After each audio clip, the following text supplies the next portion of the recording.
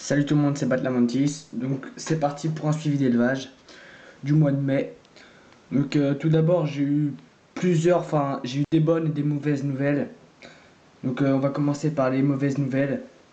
Alors la Philocrania paradoxa femelle elle est morte.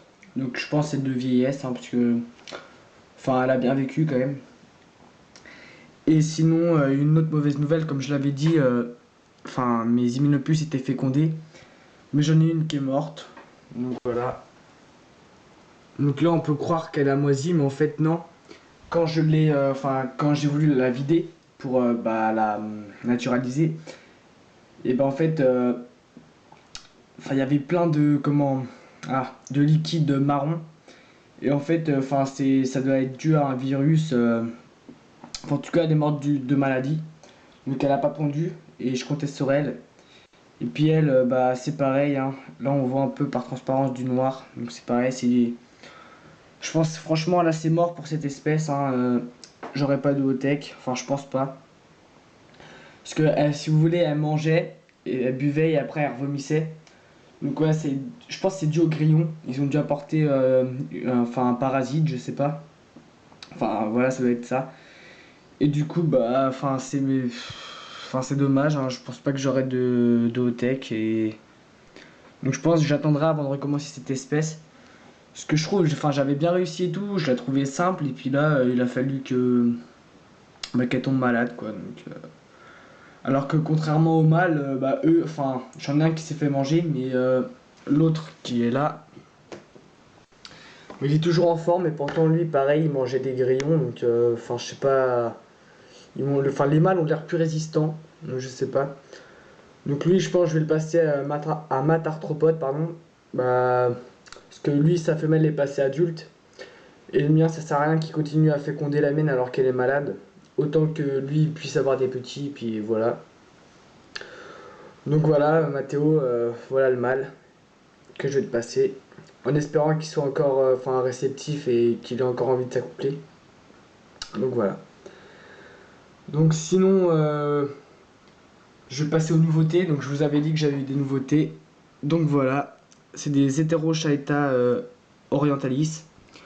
Donc c'est franchement une des plus grandes menthes qu'on peut trouver en élevage. Donc ça doit faire à peu près 14 cm adulte. Donc c'est vraiment de la belle bête. Donc commandé chez Arthropodia. Donc j'en avais commandé 6 et puis j'en ai eu 9. Donc c'est super sympa de leur part. Donc voilà. Donc là elles sont toutes L4. Et elles sont déjà assez grandes. Donc là je vais ouvrir la boîte pour mieux vous montrer.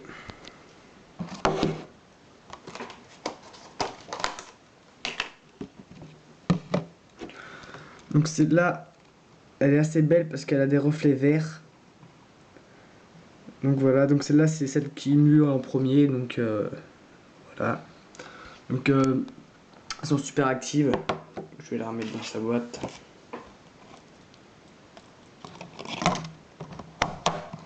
Donc je les nourris de mouches. Avant c'était au drosophile, mais là c'est des mouches.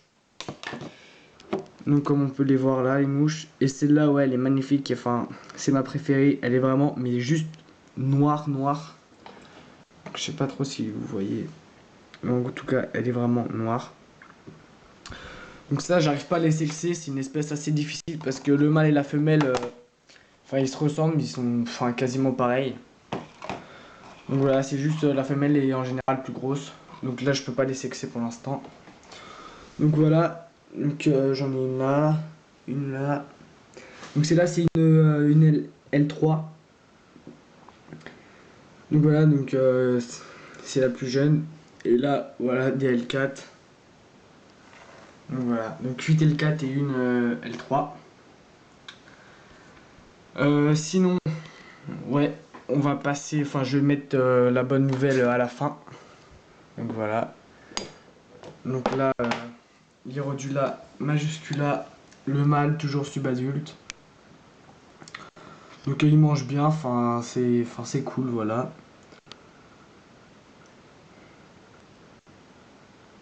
Donc il est bien vert pomme. Donc ouais, je pense d'ici 2 semaines, je pense qu'il sera adulte.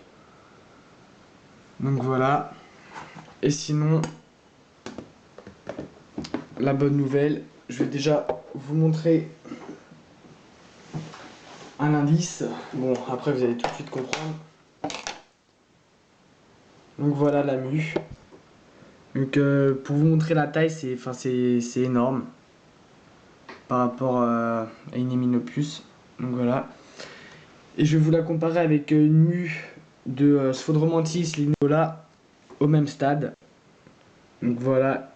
Et voilà le monstre. Donc ça vous donne une idée de la taille. Donc voilà. Voilà le monstre. Alors, ma Hierodula femelle est passée adulte. Donc je suis content parce que elle était vert pomme. Et là, elle a un peu changé de couleur, elle devient vert, elle est verte émeraude. Donc c'est franchement pas mal. Donc je vais vous la sortir. Et elle est super grande. Et elle est surtout trapue. Donc pareil, la fiche d'élevage, elle va pas tarder. Donc je la nourris avec des criquets comme ça là. Donc allez, je vous la sors. Mais c'est vraiment... Enfin là, je les trouve mais alors magnifique cette espèce. J'espère vraiment que je vais la réussir. Donc voilà le monstre. Donc 9 cm. Donc on voit bien les pattes qui sont rouges. Donc typiques de cette espèce. Donc voilà. Donc la fiche d'élevage c'est pour bientôt. Enfin quand le mâle passera adulte. Donc ouais, d'ici 2 semaines. Bon déjà ouais, j'essaierai de faire plus de vidéos parce que c'est vrai qu'en ce moment j'en ai pas fait beaucoup. Donc je m'excuse. Donc voilà, donc un beau bijou là, elle est bien grande et super féroce. Donc c'est super. Voilà. Donc sinon, ouais, ça fait longtemps que je vous en ai pas parlé. Mais ma larve de fourmilion, enfin elle est toujours vivante, hein, celle de l'été dernier, donc voilà. Donc, je vais essayer de vous la sortir. Donc ouais, j'ai sorti le diapose, hein, elle était dehors, mais enfin là ça va faire quand même 2-3 mois. Donc attendez, je vais vous la sortir. Bon, je vous pose.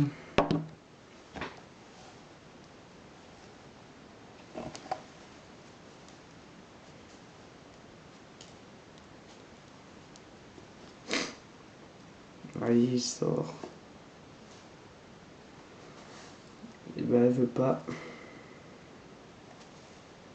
Ah ça y est. Donc là voilà. Donc ouais, je pense qu'elle va pas tarder non plus à se mettre en coque. Enfin j'espère. Donc voilà. Bah ouais, c'est tout pour ce suivi. Donc voilà. Allez, salut.